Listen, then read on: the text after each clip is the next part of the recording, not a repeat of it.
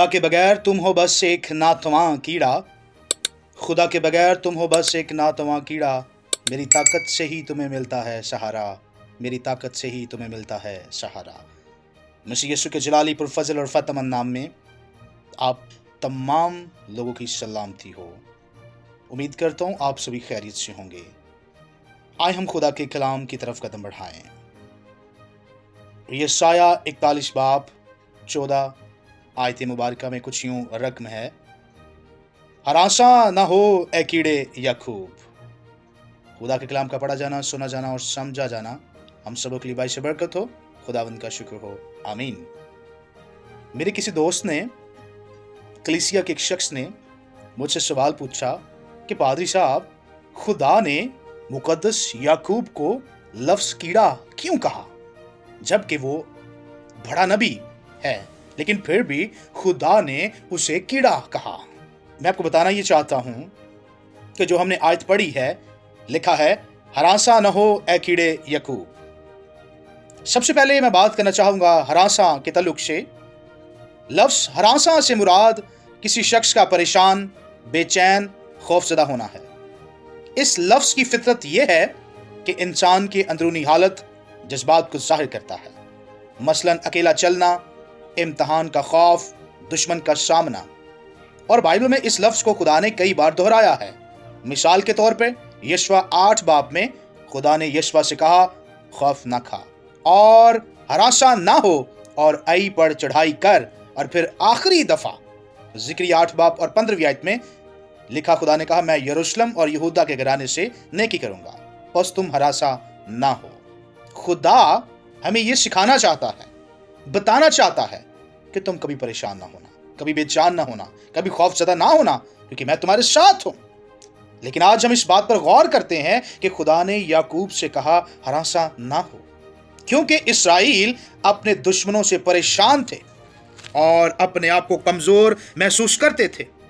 और खुदा ने कहा मैं तेरा दाहिना हाथ पकड़ के कहूंगा मत डर, मैं तेरी मदद करूंगा। और फिर खुदा ने कहा ए कीड़े याकूब। लफ्ज कीड़े से मुराद कीड़ा कहना किसी हकारत या गाली के तौर पर नहीं, बल्कि आजिज़ी, कमजोरी और बेबसी की तस्वीर है।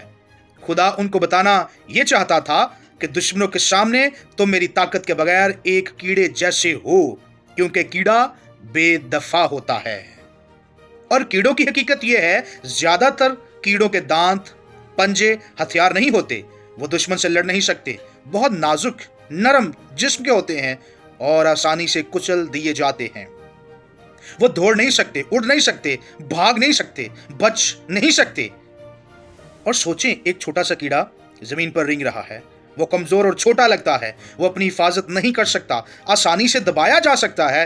अब फर्ज कर लें कि उसकी मदद के लिए एक ताकतवर दोस्त आ जाए जो उसे उठाकर महफूज जगह पर रख दे। वो अब कमजोर नहीं रहा, बल्कि महफूज और महफूज है। दुश्मन अब नुकसान नहीं पहुंचा सकता, क्योंकि मददगार मौजूद है। हालेलुया, खुदा हमारा मददगार अब मौजूद है। जब खुदा ने याकूब को कीड़ा कहा तो मतलब यह था वो दुश्मनों के सामने बिल्कुल बेबस, कमजोर थे। उनके पास अपनी हिफाजत का कोई जरिया नहीं था, लेकिन खुदा उनकी ढाल और हिफाजत बनने वाला था।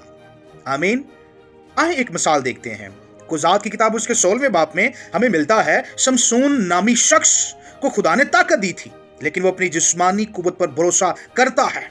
और जब दलीला को राज बता देता है और सोचता है कि मैं पहले की तरह दुश्मन पर गालिब आ जाऊंगा, और नतीजा क्या निकलता है कि खुदा की रूह उसके साथ ना रही।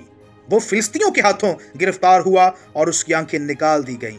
और हमारे लिए यह सबक जाहिर होता है कि दुनिया का सबसे ताकतवर जंगी मर्द भी खुदा के बगैर कमजोर है।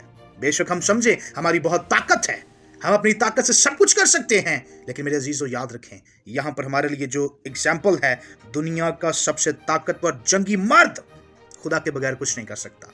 जब खुदा उसके साथ था, उसने गधे के जबड़े से लोगों को मारा। जब खुदा उसके साथ था, उसने शेर को ऐसे मारा जैसे बकरी का बच्चा। उसने बहुत बड़े काम किए क्योंकि खुदा उसके साथ था। लेकिन जब उसने सोचा कि मैं अपनी मर्जी से सब कुछ कर सकता हूं, तो वो अपनी सारी ताकत को खो देता है। खुदा के बगैर हम किसी काम के नहीं हैं। याद रखिएगा, खुदा से जुदा होकर हम कुछ नहीं कर सकते।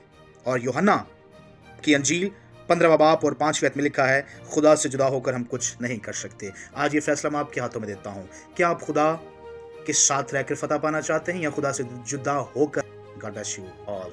Amen.